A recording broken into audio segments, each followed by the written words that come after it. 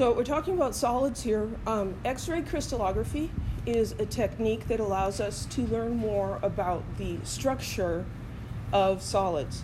Crystalline solids have a long-range order to their particles, their atoms, ions, molecules.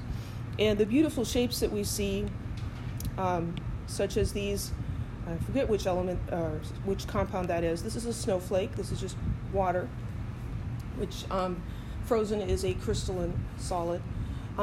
The crystal structures produce beautiful shapes. And X-ray crystallography can be used to find out what's causing those shapes. So this is making use of electromagnetic radiation in the form of X-rays. And as we learned in an earlier chapter, waves can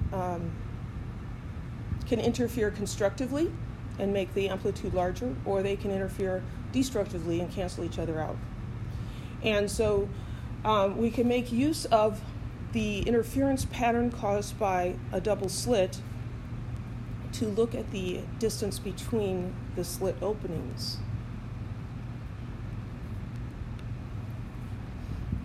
So in this setup, it would be something like this, a source of X-rays aimed at a lead screen so that you can get a narrow beam. And that narrow beam of X-rays is passed through a crystalline solid. It could be a salt crystal, a block of ice, all kinds of different things could be used. The atoms or ions in this crystal act as the slits. Well, they act as the barriers, and the slits are between the atoms. And so the wavelength of the X-rays is roughly the same as the distance between the atoms. And so as the X-rays pass through this substance, they diffract, and they cause a diffraction pattern. The diffraction patterns, you look at them and you're like, ooh, that's pretty, but how do we get any information from that? We're not even going to go into that. But the pattern here is caused by the different spacings between the planes of atoms. The idea here is you've got two rays from the same source, and as they hit a solid, this ray is hitting the surface, and this ray is hitting the second layer in there. And so as they are reflected, their path length is different. This one has gone farther than this one did. And so depending on the relationship between that distance and the wavelength, that can cause constructive or destructive interference. Some of you might be very interested in all of that geometry, so it's there if you want to look at it. It comes down to what's known as Bragg's law, where n is an integer, lambda is the wavelength, 2 times the diameter, or the distance, it's the distance between the layers, times the sine of theta, and theta is the angle of incidence here.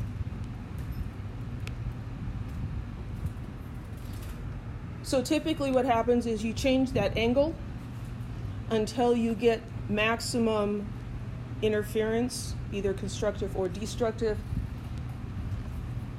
and then you measure that angle.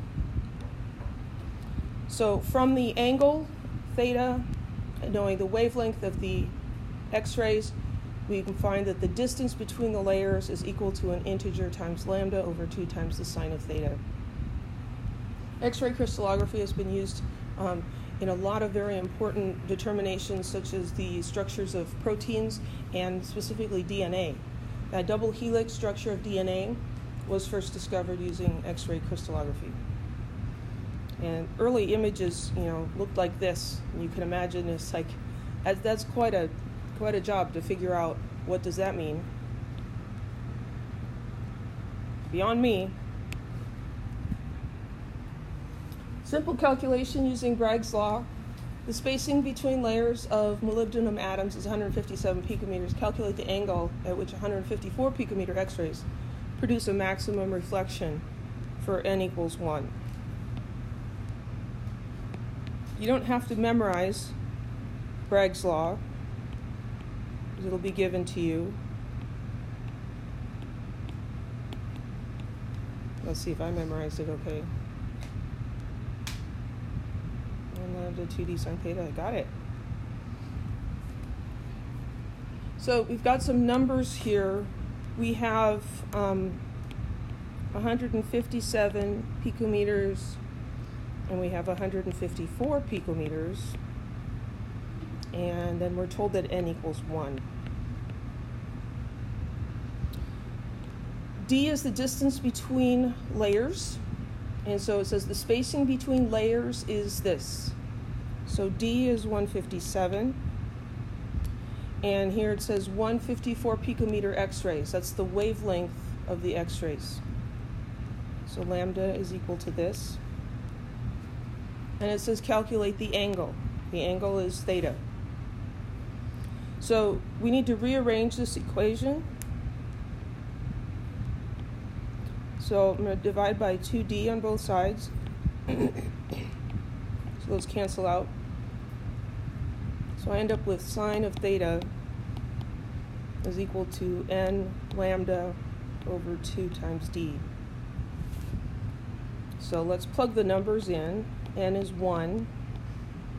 Lambda is 154 picometers. 2, and d is 157 picometers. And we see that the length units cancel out. So I've got 154 divided by 2, divided by 157.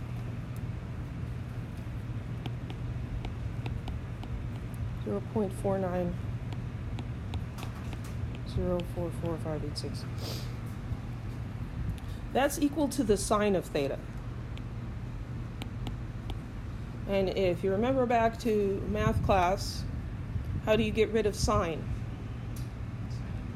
Inverse sine, right? So theta then equals inverse sine of that number.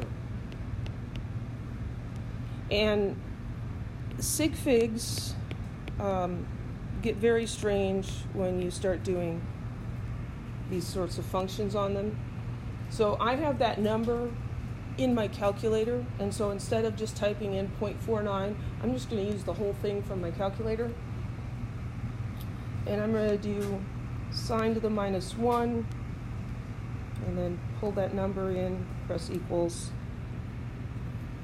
And this is giving me, now I can just round it to what seems to be a reasonable number of sig figs. So it's getting like this. And say, well, that's 29.4 degrees is the angle. Any questions? It's important that your calculator be set to degrees and not radians or grads, because chemists use degrees.